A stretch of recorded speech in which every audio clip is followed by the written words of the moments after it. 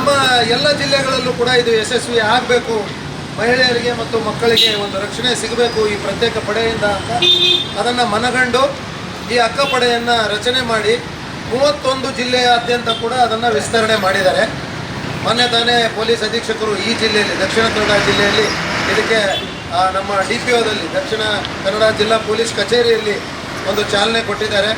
ತಮಗೆಲ್ಲ ಗೊತ್ತಿರೋ ಹಾಗೆ ದಕ್ಷಿಣ ಕನ್ನಡ ಜಿಲ್ಲೆಯ ಸೆಂಟ್ರಲ್ ಪ್ಲೇಸ್, ನಮ್ಮ ಕೇಂದ್ರ ಸ್ಥಾನ ಅಂದರೂ ತಪ್ಪಾಗಲಿಕ್ಕಿಲ್ಲ, ಅದು ಪುತ್ತೂರು ಇರೋದರಿಂದ ಪುತ್ತೂರಲ್ಲಿ ಇವತ್ತು ಅದಕ್ಕೆ ನಾವು ಅಧಿಕೃತವಾಗಿ ಚಾಲನೆ ಕೊಡ್ತಾ ಇದ್ದೀವಿ. ಅದರ ಜೊತೆಗೆ ಒಂದು ವಾಹನವನ್ನು ಮಹಿಳಾ ಮತ್ತು ಮಕ್ಕಳ ಕಲ್ಯಾಣ ಇಲಾಖೆಯಿಂದ, ಸರ್ಕಾರದ ವತಿಯಿಂದ ಒಂದು ವಾಹನವನ್ನು 31 ಜಿಲ್ಲೆಗಳಿಗೂ ಕೊಟ್ಟಿದ್ದಾರೆ. ಅದೇ ರೀತಿ ನಮ್ಮ ಜಿಲ್ಲೆಗೂ ಕೂಡ ಕೊಟ್ಟಿದ್ದಾರೆ. ಅದರ ಜೊತೆಯಲ್ಲಿ ಇಲ್ಲಿ ನಿಮಗೆ ಕಾಣ್ತಕ್ಕಂಥ 4 ಜನ ಮಹಿಳಾ ಹೋಮ್ ಗಾರ್ಡ್ಸ್ ಇರ್ತಾರೆ. ಅವ್ರ ಜೊತೆಗೆ ನಮ್ಮ ಸ್ಥಳೀಯ ಪೊಲೀಸರು ಕೂಡ ನಾವು ಅಟ್ಯಾಚ್ ಮಾಡಿ ಇರ್ತೀವಿ. ಅವರು ನಾವು ಪಟ್ಟಿ ಮಾಡಿರ್ತಕ್ಕಂಥ ಎಲ್ಲ ಸ್ಥಳಗಳು, ಶಾಲಾ ಕಾಲೇಜುಗಳು ಇರ್ಬೋದು, ಬಸ್ ಸ್ಟ್ಯಾಂಡ್ ಇರ್ಬೋದು, ರೈಲ್ವೆ ಸ್ಟೇಷನ್ ಇರ್ಬೋದು, ಪಾರ್ಕ್ಗಳಿರ್ಬೋದು, ಎಲ್ಲಿ ಜನಸಂದಣಿ ಇರುತ್ತೆ, ಎಲ್ಲಿ ಮಹಿಳೆಯರಿಗೆ ಅಥವಾ ಮಕ್ಕಳಿಗೆ ತೊಂದರೆ ಆಗ್ತಕ್ಕಂಥ ಸನ್ನಿವೇಶಗಳಿದ್ದಾವೆ, ಚುಡಾಯಿಸುವಂಥದ್ದಿಂದ ಹಿಡಿದು ಬೇರೆ ಬೇರೆ ದೌರ್ಜನ್ಯಗಳು ಆಗೋಂಥ ಸ್ಥಳಗಳನ್ನು ನಾವು ಪಟ್ಟಿ ಮಾಡಿ ಈ ಪಡೆಯನ್ನು ಅಲ್ಲಿ ಗಸ್ತಿಗೆ ನಾವು ಕಳಿಸ್ತೀವಿ. ಅಲ್ಲಿ ಹೋದಂಥ ಸಂದರ್ಭದಲ್ಲಿ ಅವರು ನಿಗಾವಣೆ ಮಾಡುವಂಥದ್ದು, ಯಾರಾದರೂ ಉಲ್ಲಂಘನೆ ಮಾಡಿದರೆ ಅವ್ರ ಮೇಲೆ ಕ್ರಮ ಕೈಗೊಳ್ಳುವಂಥದ್ದು, ಮತ್ತು ಏನಾದರೂ ತೊಂದರೆ ಆದರೆ ನೀವು ಕರೆ ಮಾಡಿದರೆ ಅಂದರೆ ಮಹಿಳಾ ಪೊಲೀಸ್ ಠಾಣೆಯಲ್ಲೇ ಇದನ್ನು ಇರಿಸಲಾಗಿರುತ್ತೆ. ಮುಂಬರೋ ದಿವಸದಲ್ಲಿ ಇಲ್ಲಿಂದನೇ ಅದು ಫಂಕ್ಷನ್ನ ಮಾಡೋದರಿಂದ ಏನಾದರೂ ಕರೆ ಬಂದರೆ ಕೂಡ ಅವರು ಅಟೆಂಡ್ ಮಾಡ್ತಾರೆ, ಎಲ್ಲರೂ ಏನೋ ತೊಂದರೆ ಆಗ್ತಾ ಇದೆ ಅಂತ. ಇದು 4 ಜನ ಇದ್ದು ಮೂಲತಃ 2 ಒಂದು ಶಿಫ್ಟಲ್ಲಿ ಕೆಲಸ ಮಾಡ್ತದೆ. ಒಂದು ಬೆಳಗ್ಗೆ 7ರಿಂದ ಮಧ್ಯಾಹ್ನ 2 ಗಂಟೆವರೆಗೆ, ಮತ್ತು ಇನ್ನೊಂದು ಶಿಫ್ಟು ಮಧ್ಯಾಹ್ನ 2ರಿಂದ ರಾತ್ರಿ 8 ಗಂಟೆವರೆಗೆ ಕೆಲಸ ಮಾಡ್ತದೆ. ಸೊ ಮೂಲತಃ ಇವ್ರದ್ದು ಉದ್ದೇಶ ಏನು, ಸರ್ಕಾರ ಹೇಳಿದ ಹಾಗೆ ಮತ್ತು ನಮ್ಮ ಮುಖ್ಯ ಕಚೇರಿಯಲ್ಲಿ ತಿಳಿಸಿದ ಹಾಗೆ ಅಂತಂದರೆ, ಅಪಾಯದಲ್ಲಿ ಇರ್ತಕ್ಕಂಥ ಮತ್ತು ಸಂಕಷ್ಟದಲ್ಲಿ ಇರ್ತಕ್ಕಂಥ ಮಹಿಳೆಯರಿರ್ಬೋದು, ಮಕ್ಕಳು ಇರ್ಬೋದು, ಅವರಿಗೆ ಸಂಬಂಧಪಟ್ಟ ಏನೇ ತೊಂದರೆಗಳಿದ್ದರೆ ಅಕ್ಕ ಪಡೆ ಮೊದಲನೇ ರೆಸ್ಪಾಂಡರ್ ಆಗಿ ಅವರು ಹೋಗಿಬಿಟ್ಟು ಸಹಾಯ ಹಸ್ತವನ್ನು ಚಾಚುವಂಥದ್ದಾಗಲಿ, ಅವರಿಗೆ ಕಾನೂನಿನ ರಕ್ಷಣೆ ನೀಡುವಂಥದ್ದಾಗಲಿ ಮೂಲಭೂತ ಇದರ ಉದ್ದೇಶ ಆಗಿರೋದರಿಂದ ಆ ಪಡೆಗೆ ಚಾಲನೆ ಕೊಡಲಾಗ್ತಾ ಇದೆ. ಮುಂಬರೋ ದಿವಸದಲ್ಲಿ ಅವರು ಹಂತ ಹಂತವಾಗಿ ಎಲ್ಲ ಕಡೆ ಈ ಪಡೆಯನ್ನು ತೆಗೆದುಕೊಂಡು ಕಾರ್ಯಾರಂಭ ಮಾಡ್ತಾರೆ.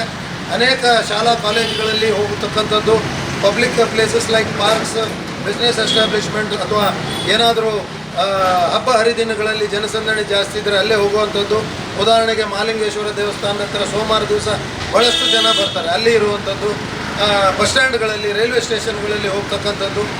ಅವರು ಹೋಗಿ ಒಂದು ತೊಂದರೆಗಳನ್ನು ನಿವಾರಣೆ ಮಾಡ್ತಕ್ಕಂಥದ್ದು ಅಲ್ಲದೆ, ಅವರು ತೊಂದರೆ ಇದ್ದಂಥವ್ರಿಗೆ ಪ್ರತಿಸ್ಪಂದಿಸಿ ಅವರ ಒಂದು ಕಷ್ಟ ಕಾರ್ಪಣ್ಯಗಳಿಗೆ ಸ್ಪಂದಿಸುವಲ್ಲದೇ ಶಾಲಾ ಕಾಲೇಜುಗಳಲ್ಲಿ ಮತ್ತು ಜನರ ಮಧ್ಯದಲ್ಲಿ ವಿವಿಧ ಮಕ್ಕಳು ಮತ್ತು ಮಹಿಳೆಯರಿಗೆ ಸಂಬಂಧಪಟ್ಟ ಕಾನೂನುಗಳ ಬಗ್ಗೆ ಕೂಡ ಅರಿವನ್ನು ಮೂಡಿಸ್ತಕ್ಕಂಥ ಕೆಲಸ ಕಾರ್ಯಗಳನ್ನು ಅವರು ಮುಂಬರುವ ದಿವಸ ಮಾಡಲಿದ್ದಾರೆ.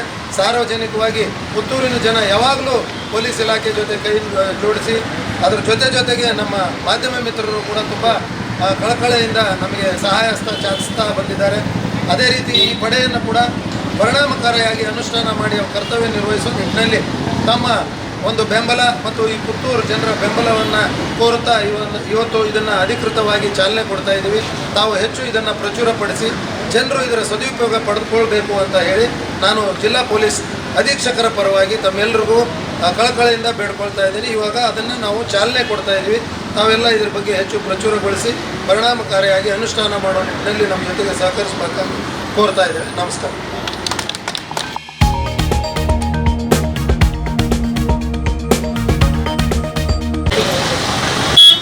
ಎಡಿಷನಲ್ SP ಆಗಿರುವಂತಹ ಶ್ರೀಯುತ ಅನಿಲ್ ಎಸ್ ಭೂಮಾರೆಡ್ಡಿ ಅವರು ಇದಕ್ಕೆ ಹಸಿರು ನಿಶಾನೆ ತೋರಿಸುವ ಮೂಲಕ ಚಾಲನೆಯನ್ನು ನೀಡಿದ್ದಾರೆ. ಸಮಾಜ ಕಲ್ಯಾಣ ಇಲಾಖೆ ಇರ್ಬೋದು, ಹಿಂದುಳಿದ ವರ್ಗಗಳ ಕಲ್ಯಾಣ ಇಲಾಖೆ ಇರ್ಬೋದು, ಈ ರೀತಿ 8-9 ಇಲಾಖೆಗಳು ಜಿಲ್ಲಾ ಮಟ್ಟದಲ್ಲಿ ಕೂಡ ಕೆಲಸ ಮಾಡ್ತವೆ. ಈ ಅಕ್ಕಪಡೆ ಜೊತೆಗೆ ಸಮನ್ವಯ ಸಾಧಿಸಿ ಎವ್ರಿ 3 ಮಂತ್ಸ್ಗೆ ಒಮ್ಮೆ ಅವರ ಕೆಲಸ ಕಾರ್ಯಗಳು ಯಾವ ರೀತಿ ಇದೆ, ಏನು ಒಂದು ಸರ್ಕಾರಿ ಸುತ್ತೋಲೆ ಹೊರಡಿಸಿದೆ ಪೂರ್ತಿ, ಅವ್ರು ಏನೇನೆಲ್ಲ ಕೆಲಸ ಕಾರ್ಯಗಳು ಮಾಡಬೇಕು, ಅಕ್ಕಪಡೆಯ ಮೂಲ ಉದ್ದೇಶ ಏನು, ಅವ್ರು ಏನು ಪರಿಣಾಮಕಾರಿಯಾಗಿ ಅನುಷ್ಠಾನ ಮಾಡಬೇಕಾಗತ್ತೆ ಅಂತ ಅನ್ನೋದ್ರ ಬಗ್ಗೆ ವಿವರವಾದಂತ ಕೆಲವು ವಿಷಯಗಳನ್ನ ಅವ್ರು ಪ್ರಸ್ತಾಪ ಮಾಡಿದ್ದಾರೆ. ಅದನ್ನ ನಾವು ಹಂತ ಹಂತವಾಗಿ ಅವ್ರ ಕಡೆಯಿಂದ 2 ಶಿಫ್ಟ್ ಅಲ್ಲಿ ಬೆಳಗ್ಗೆ 7ರಿಂದ 2 ಗಂಟೆ ಮತ್ತೆ 2 ಗಂಟೆಯಿಂದ ರಾತ್ರಿ 8 ಗಂಟೆವರೆಗೂ ಶಿಫ್ಟ್ ಮಾಡಿ ಅವರು ಎಲ್ಲಿ ಎಲ್ಲಿ ಜನ ನಿಬಿಡ ಪ್ರದೇಶಗಳು ಇರ್ತವೆ, ಅದು ಟೆಂಪಲ್ಸ್ ಇರ್ಬೋದು ಅಥವಾ ನಿಮ್ಮ ಬಜಾರ್ಗಳು ಇರ್ಬೋದು, ಅಥವಾ ನಿಮ್ಮ KSRTC ಬಸ್ ಸ್ಟ್ಯಾಂಡ್ ಇರ್ಬೋದು, ರೈಲ್ವೆ ಸ್ಟೇಷನ್ ಇರ್ಬೋದು, ಶಾಲಾ ಕಾಲೇಜುಗಳು ಆರಂಭ ಆಗ್ಬೇಕಾದ್ರೆ, ಕಾಲೇಜ್ ಬಿಟ್ಟ ನಂತರ ಹೋಗ್ಬೇಕಾದ್ರೆ ಅಥವಾ ಶಾಲೆ ಬಿಟ್ಟ ನಂತರ ಹೋಗ್ಬೇಕಾದ್ರೆ ಚುಡಾಯಿಸುವಂಥದ್ದು, ಅಥವಾ ಪಾರ್ಕ್ಸ್ಗಳಲ್ಲಿ ಕುತ್ಕೊಂಡು ಚುಡಾಯಿಸುವಂಥದ್ದು, ಸಿನಿಮಾ ಥಿಯೇಟರ್ಗಳಲ್ಲಿ, ಮಾಲ್ಸ್ಗಳಲ್ಲಿ ಎಲ್ಲ ಅವ್ರಿಗೆ ತೊಂದರೆ ಕೊಡುವಂಥದ್ದು ಇಂಥದ್ದಿರ್ತದೆ. ಅಲ್ಲಿ ಇವರು ನಿಗಾವಣೆ ಮಾಡಿ ಅಂಥದ್ದೇನಾದ್ರು ಕಂಡು ಬಂದ್ರೆ ಮಧ್ಯಪ್ರವೇಶ ಮಾಡಿ ಅವ್ರನ್ನ ವಶಕ್ಕೆ ಪಡೆಯುವಂಥದ್ದು, ಅವ್ರ ಮೇಲೆ ಕಾನೂನು ಕ್ರಮ ಜರುಗಿಸುವಂಥದ್ದು. ಲೋಕಲ್ ಪೊಲೀಸ್ ಏನಿರ್ತದೆ ಅವ್ರು ಬೆಂಬಲ ಕೊಡ್ತಾರೆ ಅವ್ರಿಗೆ. ಸೊ ಆ ನಿಟ್ಟಿನಲ್ಲಿ ಅವ್ರಿಗೆ ಒಂದು ಏನು ಅವರು ಕಾನೂನು ಕ್ರಮ ತಗೊಳ್ತಾರೆ.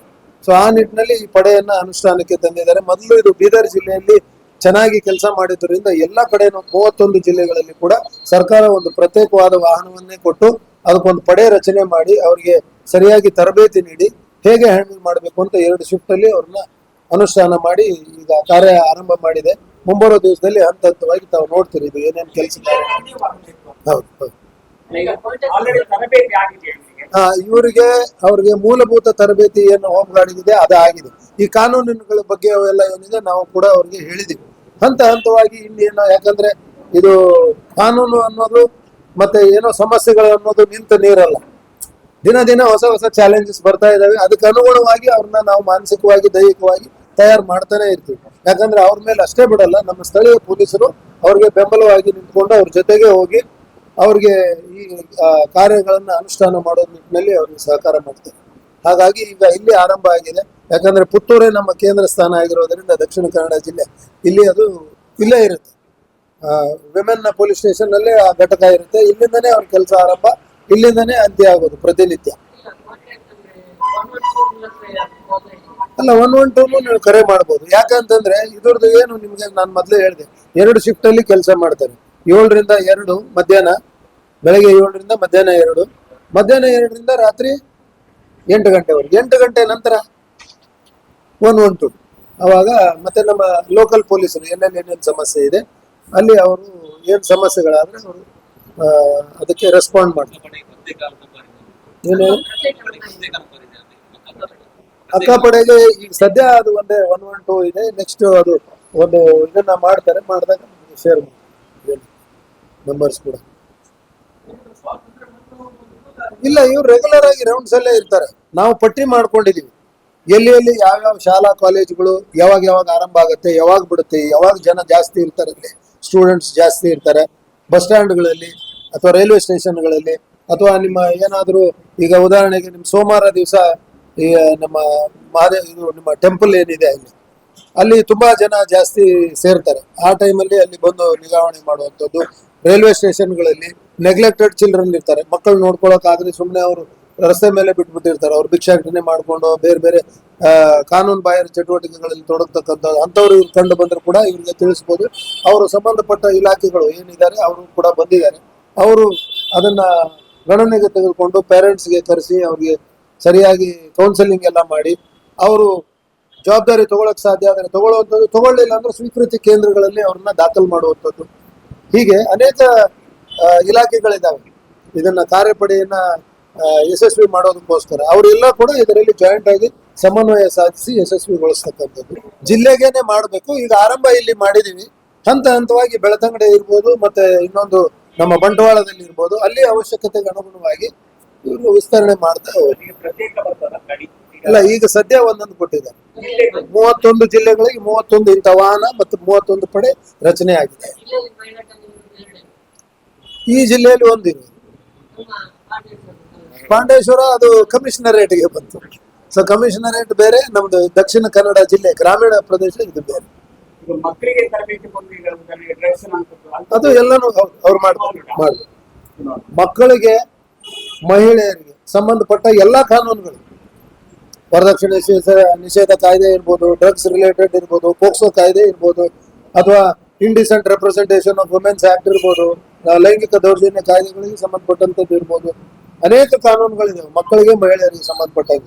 ಅದನ್ನೆಲ್ಲ ಅವರು ತಿಳ್ಕೊಂಡು ಅದನ್ನ ಯಾವಾಗ ಟೈಮ್ ಸಿಗ್ತದೆ ಶಾಲಾ ಕಾಲೇಜುಗಳಿಗೆ ಅಥವಾ ಜನರಿಗೆ ಆ ಕಾನೂನುಗಳ ಬಗ್ಗೆ ಕೂಡ ಅರಿವನ್ನು ಮೂಡಿಸ್ತಕ್ಕಂಥದ್ದು. ನಮ್ಮ ಪೊಲೀಸರು ಹೋಗ್ತಾರೆ ಅವ್ರ ಜೊತೆಗೆ ಜಾಗೃತಿ ಮೂಡಿಸ್ತಕ್ಕಂಥ ಒಂದು ಸನ್ನಿವೇಶ.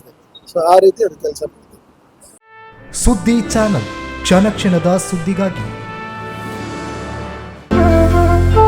ಅತ್ತೆ ಇದು ನನ್ನ ಬರ್ಡೇ ಗಿಫ್ಟ್. ಇದೆಲ್ಲ ಜೀವನದಲ್ಲಿ ನನಗೋಸ್ಕರ ತಗೊಂಡ್ಬಂದಿದ್ದಾರೆ. ನಿನ್ ಮೇಲೆ ತುಂಬಾ ಚೆನ್ನಾಗಿ ಕಾಣುತ್ತೆ. ಇದು ತುಂಬಾ ಚೆನ್ನಾಗಿದೆ ಅಲ್ವಾ? ತುಂಬ ಚೆನ್ನಾಗಿದೆ.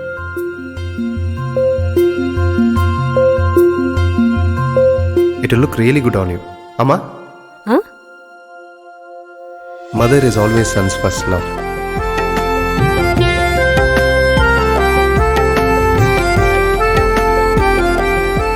ಪ್ರತಿ ಪೀಳಿಗೆಯ ಪ್ರೀತಿಯ ಮಳಿಗೆ GL ಆಚಾರ್ಯ ಜುವೆಲ್ಲರ್ಸ್.